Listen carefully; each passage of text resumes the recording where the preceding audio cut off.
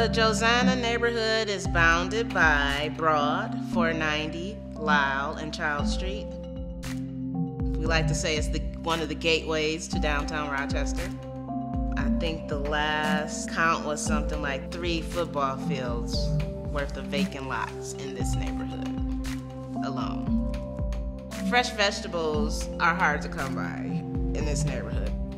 The city of Rochester, they have this policy that says that you cannot grow food crops on any city-owned property because they're fearful of what might be in there. So what we're hoping is that this project will prove that you can use a relatively cheap process like phytoremediation to clean the land and make it safe to have foodstuffs grown in there.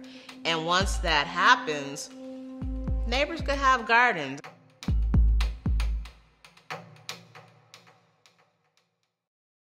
So when I heard about Green Visions, it's a perfect fit. Who wants to be team leader today? Anybody want to be team leader? I will. Because as a workforce development project or program with young ladies in this particular neighborhood, it's just like a match made in heaven. When we were first developing the idea of what could Greentopia do to become a good neighbor, the phytoremediation was the idea that popped in because food is such an issue in certain neighborhoods in the city. And so the process of phytoremediation is where you use certain plants that have the ability to pull toxins out of the soil, and knowing that there are problems with growing food crops on the vacant lots, I thought that the best approach would be to try growing something that wasn't a food crop. It was really Marcy's idea from the beginning. She'd run work development programs before. From there, that basic idea, a cut flower business was a way to get funded.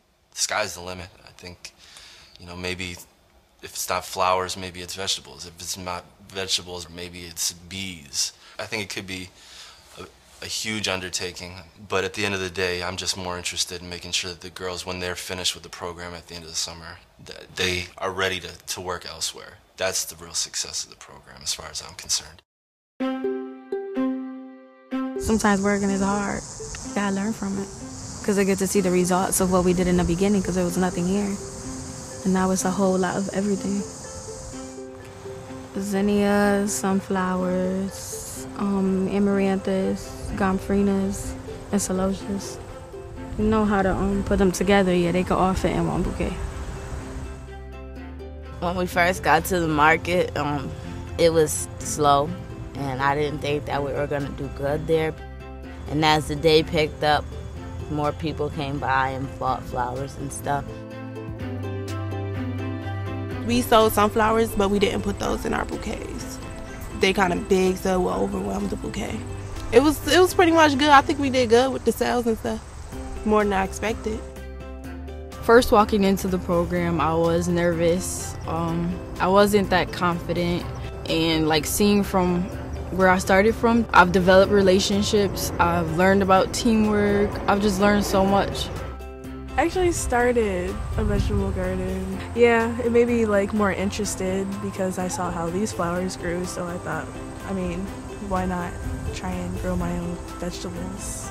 We took a vacant lot and their flowers grow in there now. That's a score. And then we're employing 8 girls for a summer. That's a win. But then imagine if we clean the soil, and then we're onto something. So we'll see what happens.